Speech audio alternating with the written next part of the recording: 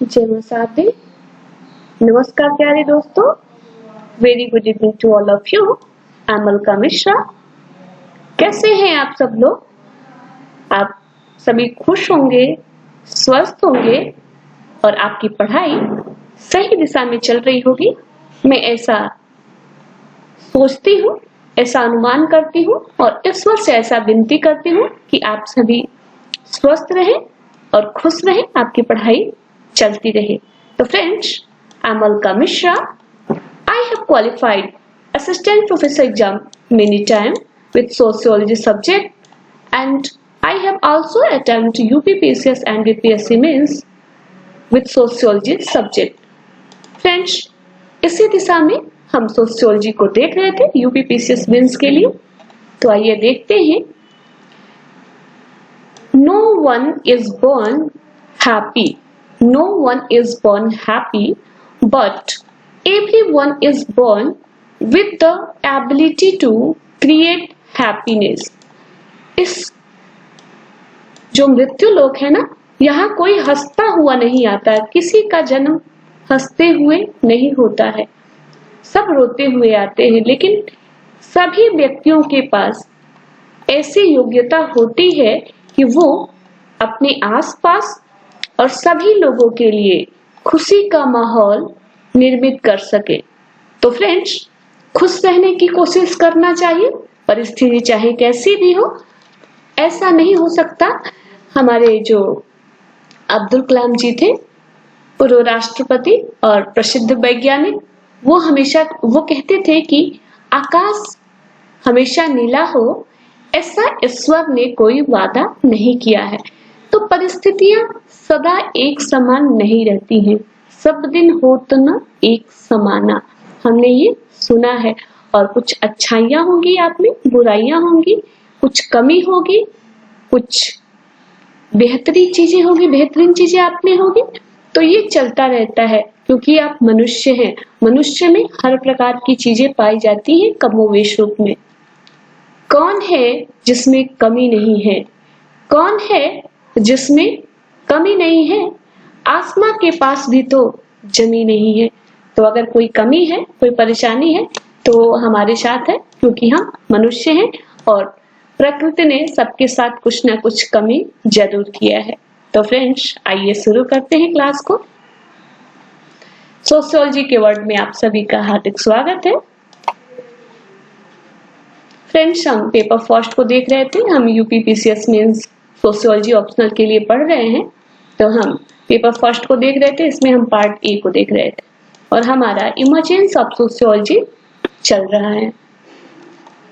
तो फ्रेंड्स, आइए कंटिन्यू करते हैं क्लास को।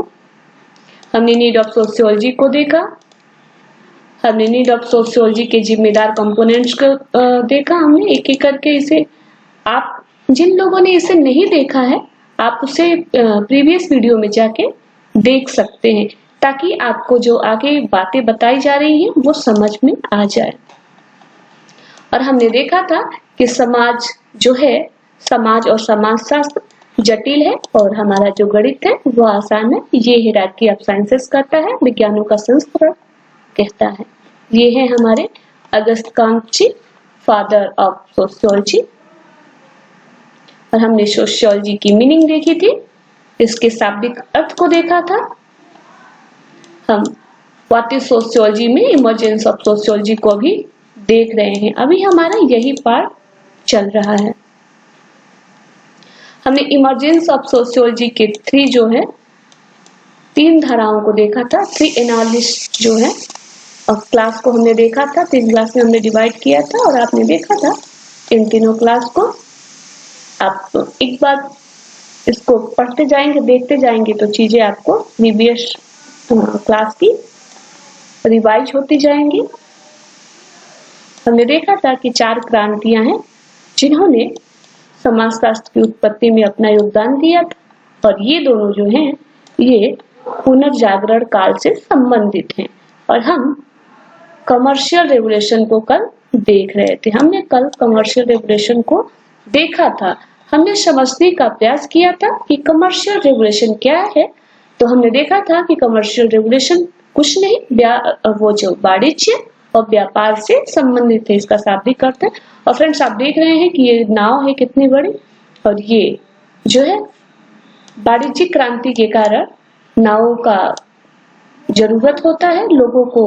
अपने जो यूरोपीय देश है इनको अपने आर्थिक और राजनीतिक जो सत्ता है उसको सुदृढ़ करने के लिए दूसरे देशों में जाते हैं और अपने प्रभाव को स्थापित करने का प्रयास करते हैं। इनको नावों की जरूरत होती है, ये जाके दूसरे देशों में व्यापार करते हैं। और आप देख रहे हैं कि इस प्रकार से कैसे मंडियां स्थापित है। इस पिक्चर में आप देख रहे होंगे कि कैसे बड़े बड़े बाजार स्थापित हो रहे हैं। और ये था कमर्शियल रेवोल्यूशन। हमने इसके पहले पुनर्जागरण को भी देखा था कि और समझने का प्रयास किया था कि यूरोपीय समाज कैसा था, और यूरोपीय समाज में पुनर्जागरण काल ने व्यापक परिवर्तन लाया। तो फ्रेंड्स आज हम इसी कड़ी में साइंटिफिक रेवोल्यूशन को समझने का प्रयास करेंगे। साइंटिफिक रेवोल्यूशन का मतलब है वैज्ञानिक क्रांति। वैज्ञानिक क्रांति ने किस प्रकार से समाजशास्त्र की उत्पत्ति में योगदान दिया था। फ्रेंड्स ये पिक्चर है, आप देखिए साइंटिफिक रेवोल्यूशन का। आपको स्टार दिखाई दे रहे होंगे, ये प्लैनेट्स दिखाई दे रहे हैं, और ये जो है कुछ गैलीलियो दिखाई दे रहे हैं। यहाँ पे कोपरनिकस है। तो इस प्रकार से कुछ फिगर्स हैं, आप इन्हें देखिए।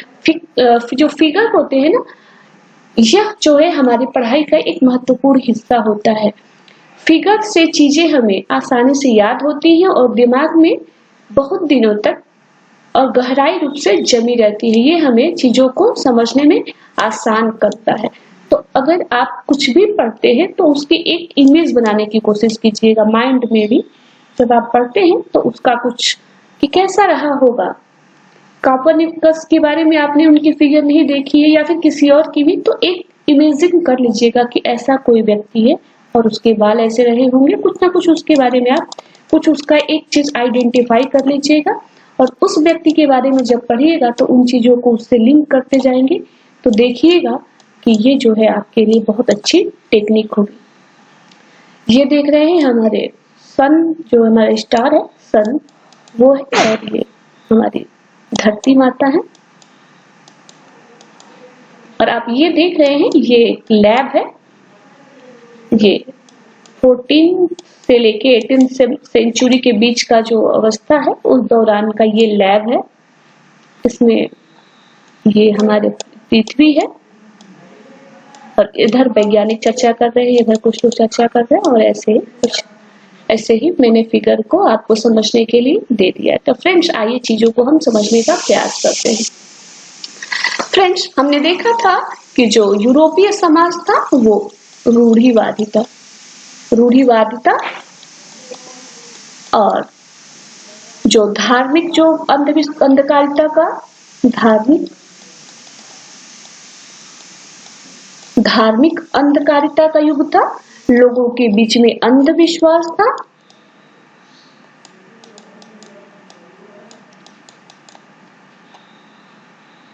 लोग विज्ञान एवं प्रगति के प्रति उदासीन थे।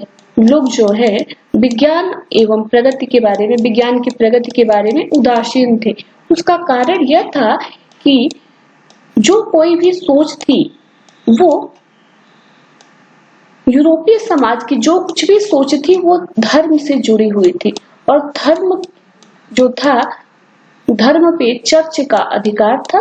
और इसके विरुद्ध जो फादर होते थे उन्होंने जो कह दिया कि यह सही है वही सही है, उससे कोई झुठला नहीं सकता, उस पर कोई तर्क नहीं कर सकता, उस पर कोई उंगली नहीं उठा सकता था। तो कुछ ऐसी अप्रगतिशील वो अति प्रतिक्रियावादी समाज था। जो यूरोपीय समाज था, मध्यकालीन यूरोपीय समाज, वो अति प्रतिक्रियावादी समाज हो गया था। अप्रगतिशील समाज था। रूढ़िवादिता, धर्मांधकारिता, अंधविश्वास, विज्ञान के प्रति अरुचि, ये कूट कूट के भरा हुआ था। इसमें क्या होता है हम देखते हैं, हमने देखा था कि जब कस्तुनतुनिया का पतन होता है तो जो वहाँ की कस्तुनतुनिया जो है ज्ञान और विज्ञान का केंद्र रहता है। वहाँ के जब वैज्ञानिक और विद्वान जब यूरोप की शरण में आते हैं तो वो यूरोपीय लोगों को एक नए प्रकार की चेतना का विकास करने का अवसर देते हैं और इसी के कारण वैज्ञानिक क्रांति होती है, वाणिज्यिक क्रांति होती है और समाज में व्यापक परिवर्तन आता है। हमने देखा था कि यूरोपीय जो समाज था वो सामंतवादी समाज था।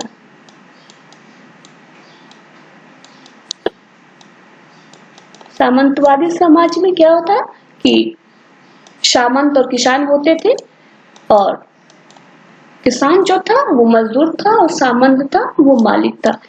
इसमें सिर्फ ये बुराई नहीं थी कि कोई किसान है और कोई मालिक है, बुराई यह थी कि किसानों को अपने अधिकार के बारे में कुछ कहने का कोई अधिकार नहीं था।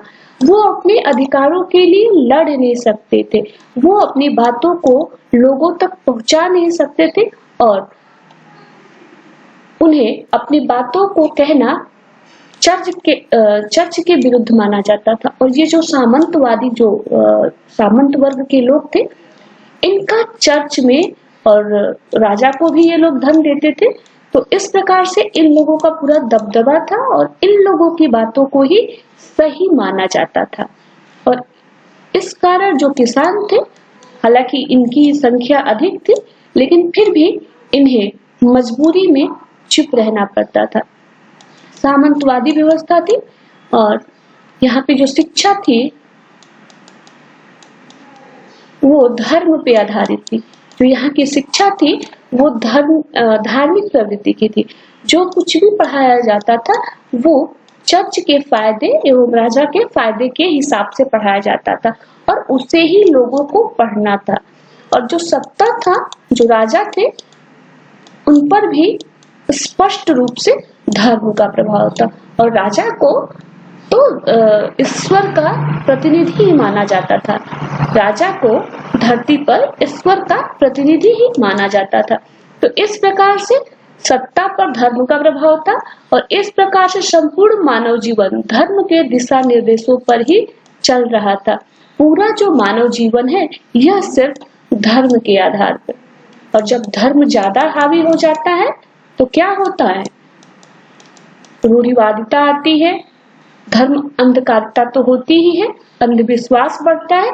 और जब हावी है और किसी को अगर कोई विरोध करता है और उसे कड़ी सजा हो जाती है तो दूसरे लोग उससे भयभीत हो जाते हैं। इस समय जो सजा होती है वो दमनात्मक प्रवृत्ति की होती है और दमनात्मक प्रवृत्ति के होने के कारण दूसरे लोग उससे भयभीत हो जाते हैं और उनका विज्ञान के प्रति या फिर तर्क के प्रति जो होती है, उनकी जो रुचि होती है वो नहीं होती है।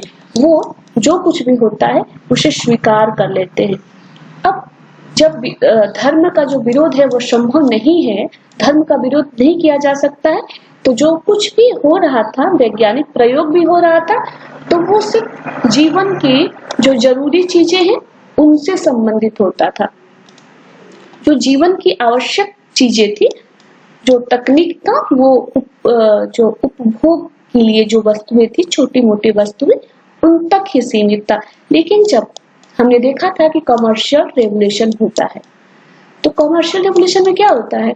लोगों को जरूरत होती है, ऐसा महसूस होता है कि हम श्रेष्ठ हो।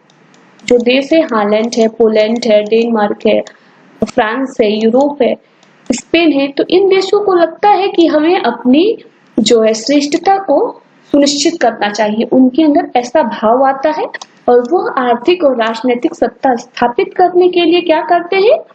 दूसरे देशों की ओर जाते हैं, मूव करते हैं अपने व्यापार के लिए भी। सबसे पहले यह व्यापार से ही शुरू होता है। तो क्या होता है? हमने देखा था कि व्यापार के लिए बड़ी बड़ी जहाजें चाहिए, उन जहाजों में यंत्र लगे होना चाहिए, उनके लिए ईंधन चाहिए। तो इसके लिए क्या चाहिए? खोज होने लगा। फिर यहाँ से विज्ञान को, साइंस को यहाँ से ईंधन मिला। साइंस के लिए, विज्ञान के लिए यहाँ से एक प्रकार की नवीन चेतना का विकास हुआ। अब लोगों को समझ में आने लगा ये जो इनकी जरूरतें हैं कैसे पूरा होंगी, तो वो कैसे देगा? विभिन्न प्रकार के धातुओं की खोज, और किस धातु की नौका बनेगी तो वो पानी में उसका क्षरण नहीं होगा, वो अधिक दिनों तक जा सकती है। और किस प्रकार से भोजन को वो किस प्रकार से खाने की चीजें, पीने की चीजें, चूंकि उन्हें जो यात्री होते थे उन्हें बहुत दिनों तक नाव में यात्रा करना पड़ता था, तो वो कैसे रह सकते हैं, रात्रि के समय वो कैसे करेंगे, दिशाओं को कैसे देखेंगे कि किस दिशा में है, कैसे वो चीजों को समझेंगे। तो इस चीज के लिए क्या होता है कि विज्ञान की जरूरत होती है। इसका इलाज कहाँ है? विज्ञान में। जो समस्याएं जरूरतें होती है हमारी कमर्शियल रेवोल्यूशन के विकास के लिए, उसका समाधान विज्ञान के पास होता है। तो इसके कारण विज्ञान की जो होती है प्रगति होती है। फ्रेंड्स, अब क्या होता है, उत्पादन प्रक्रिया में लोगों का सुधार होता है। हमने देखा कि उत्पादन प्रक्रिया में सुधार हुआ, चीजें तेजी से उत्पादित होने लगी, थोड़ी संख्या बढ़ गई, तभी तो वो व्यापार करने के लिए सोचेंगे, दूसरों को देने की सोचेंगे। अब क्या होता है, लोगों के जो भौतिक जीवन है, लोगों का जो सामान्य जीवन है उसमें परिवर्तन आता है और आधुनिकता आता है। अब चीजें बदल रही होती हैं। अब क्या होता है, अब यहाँ से क्या होता है कि अब लोगों का जो है धर्म के प्रति थोड़ा थोड़ा विश्वास डिगने लगता है। धर्म के प्रति जो उनकी अडीग जो धारणा है वो डिगने लगती है। अब वो समझने लगते हैं कि ठीक है, जिस प्रकार से भौतिक पर्यावरण में परिवर्तन संभव कर लिया गया, सब कुछ ऐसा लगता था कि जीवन में कोई परिवर्तन हो ही नहीं सकता है, जैसा कि धर्म ने उन्हें सिखाया था कि यह जो हो रहा है तुम्हारे प्रारब्ध के कारण हो रहा है, और कुछ ऐसा ही सिखाया था कि इसके साथ ही आपको रहना पड़ेगा, ये सब ईश्वर का दिया हुआ चीज है। तो इन सब चीजों से लोगों का विश्वास हटने लगता है, क्योंकि अब उनकी जरूरत पूरी करने के लिए दूसरी चीजें आने लगती हैं, उनकी जरूरत की पूर्ति के साधन उपलब्ध होने लगते हैं। तो उन्हें ऐसा विश्वास होने लगता है कि जैसे भौतिक पर्यावरण में परिवर्तन लाया गया है, वैसे ही सामाजिक जीवन में भी परिवर्तन लाया जा सकता है। सामाजिक पर्यावरण जो है, सामाजिक परिवेश है, उसमें परिवर्तन किया जा सकता है। तो फ्रेंड्स, कुछ परिवर्तन को हम नोट करते हैं कि कुछ परिवर्तन हुए। अब अभी तक मुझे विश्वास है कि आपको समझ में आ रहा होगा कि हमने क्या पढ़ा। हमने कमर्शियल रेवोल्यूशन को देखा था पिछली क्लास में, उसी को हमने कंटिन्यू किया और यह देखने का प्रयास किया कि जो मनुष्य का जीवन है उस पर पूरी तरह से जो धर्म था वो प्रभावित था, और इसके कारण, धर्म के कारण लोगों में एक प्रकार की रूढ़िवादिता थी और अप्रगतिशील जो अति प्रतिक्रियावादी समाज था, जो विज्ञान में रुचि नहीं रखता था। और इसके हमने कारण को जाना। फ्रेंड्स, आइए देखते हैं कि होता क्या है, वैज्ञानिक क्रांति में होता क्या है, क्या परिवर्तन होता है। हम इसके परिवर्तन को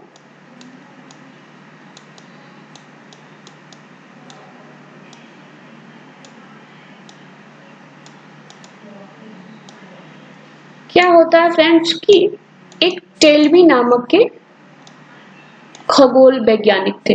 टेल्मी नामक खगोल वैज्ञानिक थे। तो वो कहते थे कि पृथ्वी जो है केंद्र में है। केंद्र में कौन है? अर्थ है। अर्थ है केंद्र में। क्या है? सॉरी, पृथ्वी जो है केंद्र में है और इसके चारों ओर सूर्य और अन्य ग्रह पृथ्वी की परिक्रमा करते हैं। ये कहते थे टेल्मी।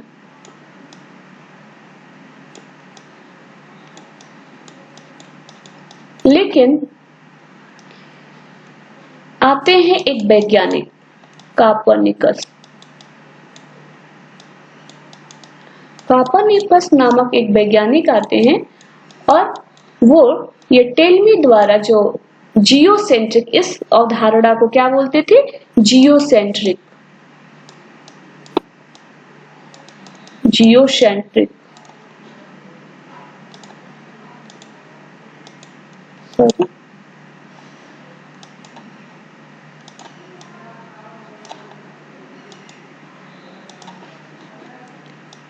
ये जियोसेंट्रिक जो अवधारणा थी। इसका मतलब यह था कि पृथ्वी जो है केंद्र में है और सूर्य और अन्य ग्रह इसकी परिक्रमा करते हैं। जियोसेंट्रिक अवधारणा इसको बोलते थे, लेकिन इसे कोपरनिकस जो आते हैं वो खारिज कर देते हैं, बोलते नहीं, बिल्कुल नहीं, ऐसा कुछ भी नहीं है। केंद्र में तो सूरज है, सूर्य है और पृथ्वी एक ग्रह है। अन्य ग्रहों की बात, यह भी सूर्य की परिक्रमा करती है। पृथ्वी जो है वह भी ग्रह है और अन्य ग्रहों की भांति सूर्य की परिक्रमा करती है। फ्रेंड्स, कल्पना कीजिए कि क्या हुआ होगा। इस जो कोपरनिकस की ये जो बात थी, यह चर्च को बिल्कुल नागवार गुजरी और वो बिल्कुल कोपरनिकस को बुला के वो बुरी तरह से उन्हें अपमानित करते हैं।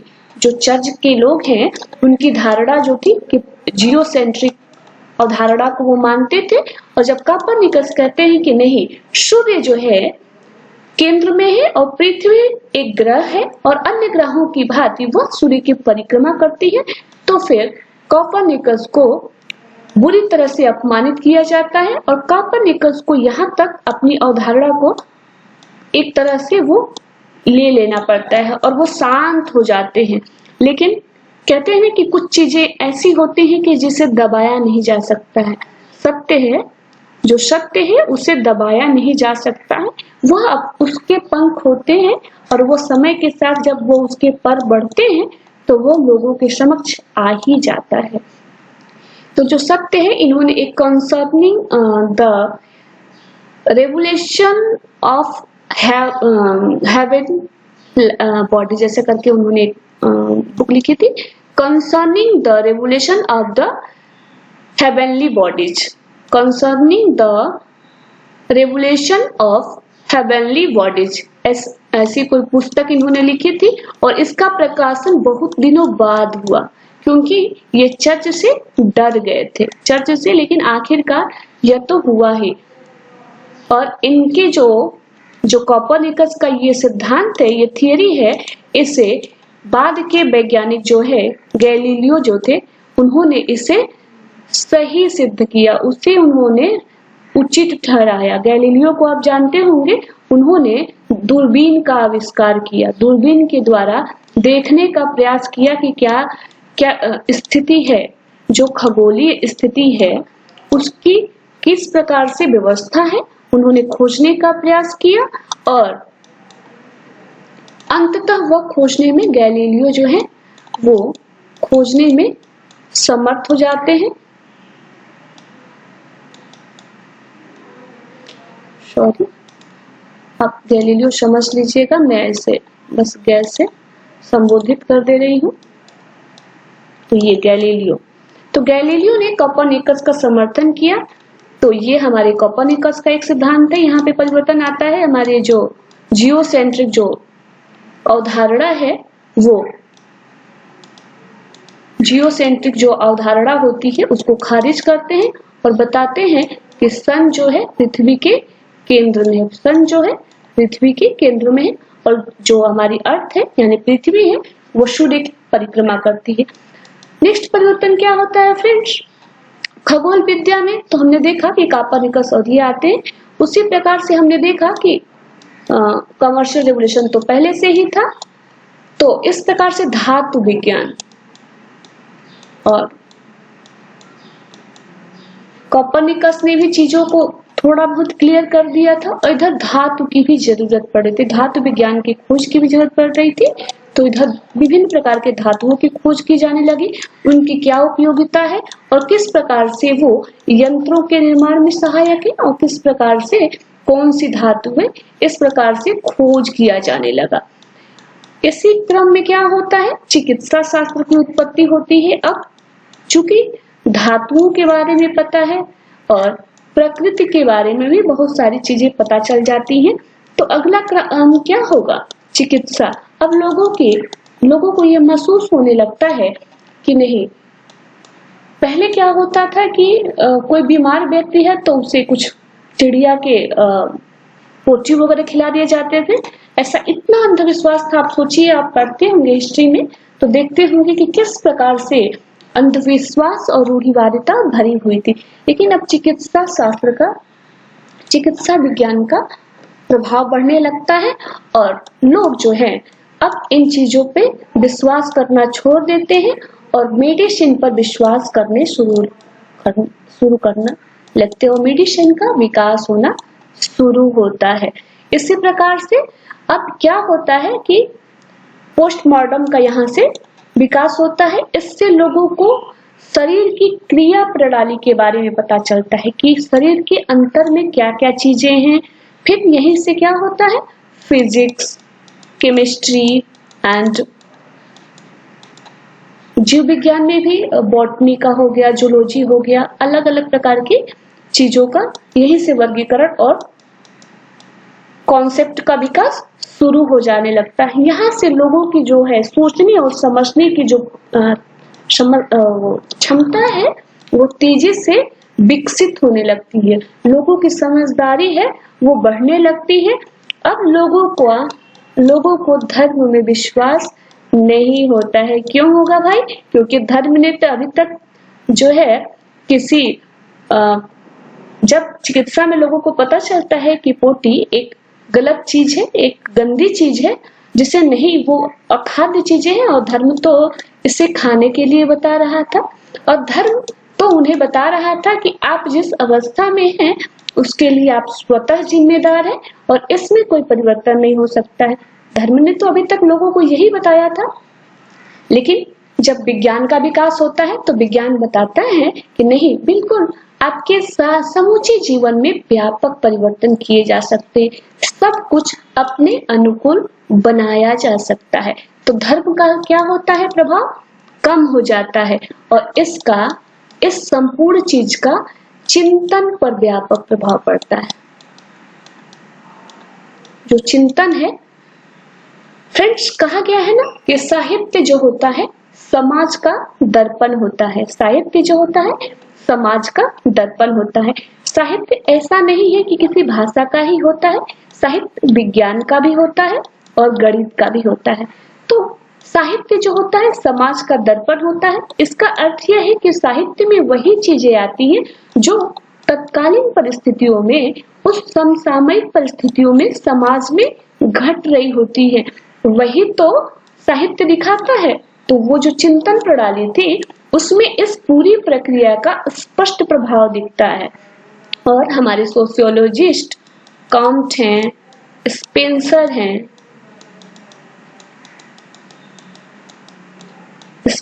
हैं, दुर्खीम हैं, ये हमें मिलते हैं और आज हम इनके कारण सोशियोलॉजी को पढ़ रहे हैं।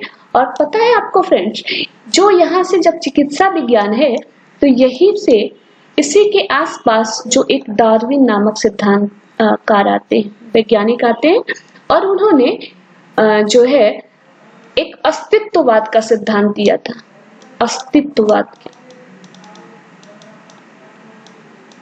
अस्तित्ववाद का सिद्धांत दिया था और वो अनुकूलतम का सिद्धांत। इसमें ये कहते हैं कि जो सबसे ज्यादा अनुकूलित होता है उसका अस्तित्व ही बचा रहता है। अनुकूलतम के अस्तित्व का सिद्धांत देते हैं और इसे हर्बर्ट स्पेंसर ने सावयवी का सिद्धांत मान के, इसी आधार पे हर्बर्ट स्पेंसर ने डार्विन के विकासवाद के सिद्धांत को ही इन्होंने सावयवी के सिद्धांत को के रूप में लेके और इसको इन्होंने समाज शास्त्र में उसका क्रमबद्ध अध्ययन किया और सावयवी सिद्धांत के रूप में समाज शास्त्र में स्थापित किया।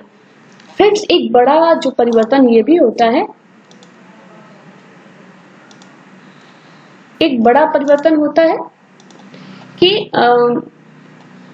छाप खाने का आविष्कार होता है, प्रिंटिंग प्रेस का।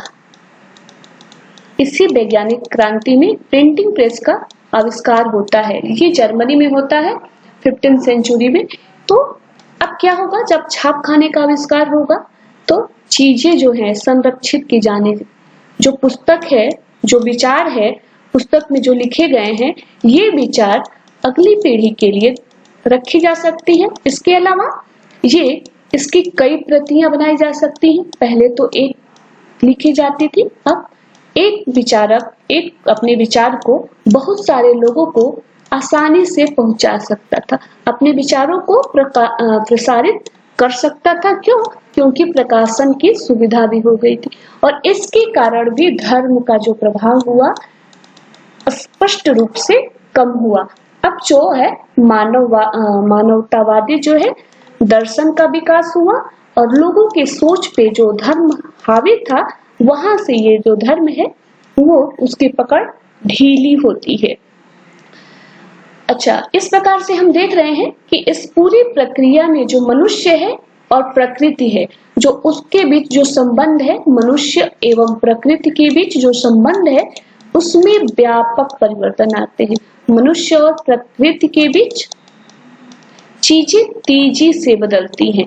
पहले जो संबंध था वो तर्क पर नहीं था, अंधविश्वास के आधार पे था, और अब मनुष्य जो है प्रकृति को समझता है कि कोई प्राकृतिक घटनाएं क्यों होती है और मनुष्य के जीवन में जो परिवर्तन हो रहा है, उसके शरीर में कोई परिवर्तन हो रहा है, तो वो अपने उस दर्द का, अपने उस बीमारी का कुछ कारण है वो समझता है और उस कारण का निदान ढूंढता है, और इस प्रकार से चीजें जो है तेजी से बदलती हैं, धर्म के प्रति विश्वास कम होता है।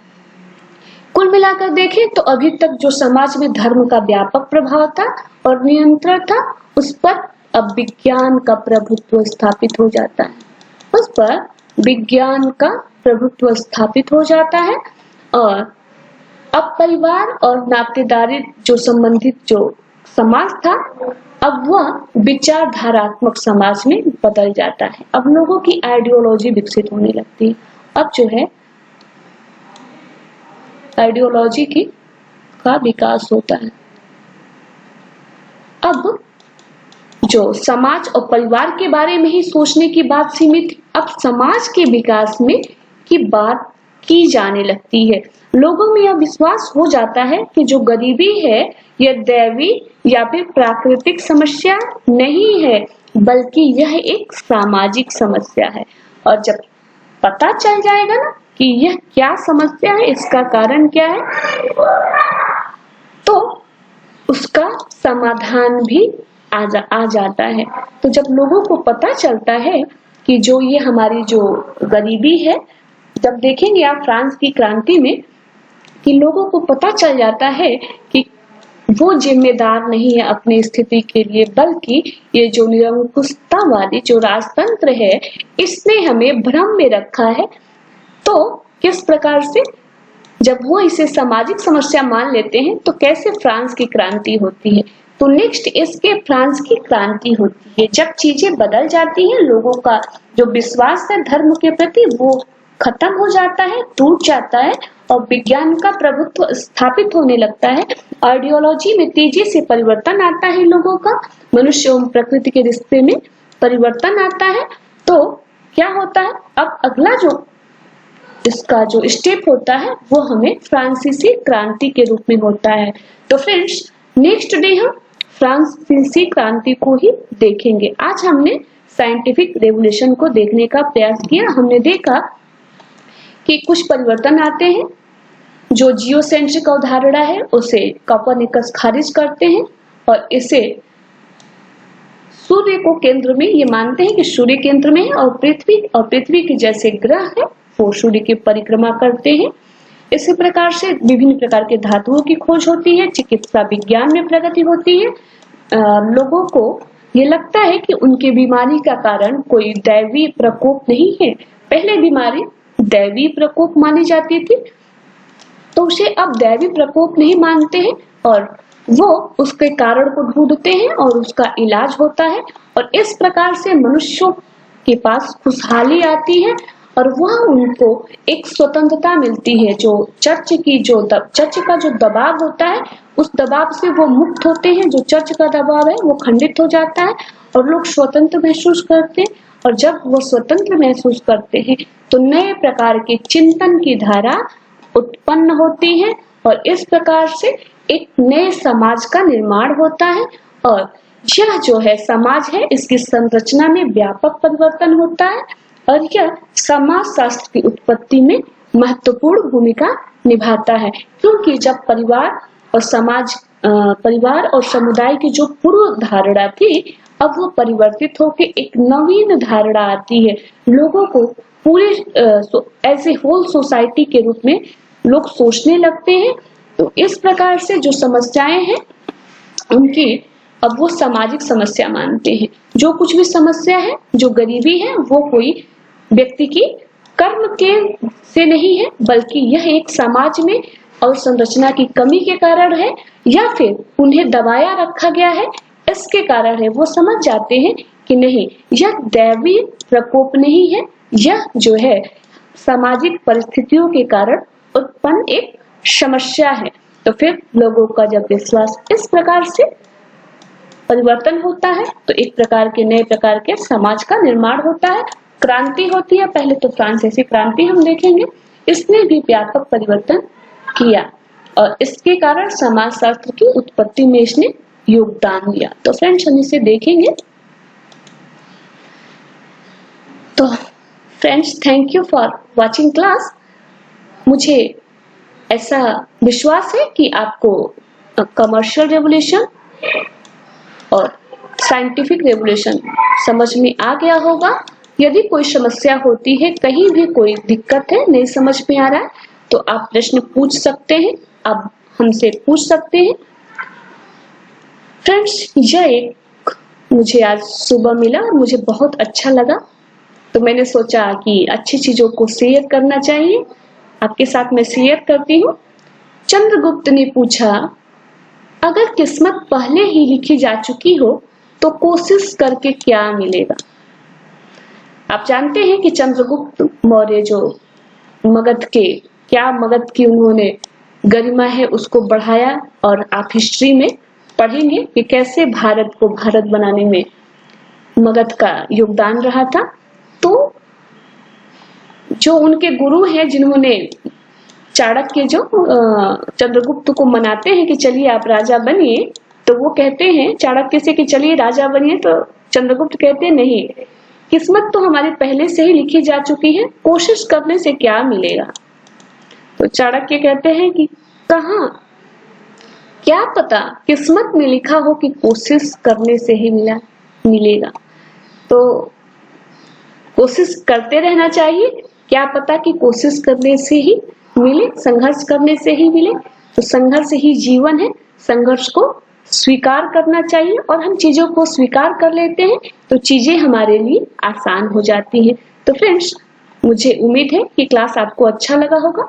आप इस पे क्वेश्चन लिख सकते हैं कि जो वैज्ञानिक क्रांति है वह किस प्रकार से समाजशास्त्र की उत्पत्ति में महत्वपूर्ण भूमिका निभाती है। तो ऐसा कुछ करके क्वेश्चन लिख सकते हैं, और लिखते रहेंगे तो आपका जो है निखार है, आपकी जो पढ़ाई है वो अच्छी होगी, और जो आपकी जो लक्ष्य के प्रति आपका डेडिकेशन है वह भी मजबूत होगा। डेडिकेशन को भी अपने मजबूत करते रहना चाहिए, और वह कर्म से ही होता है।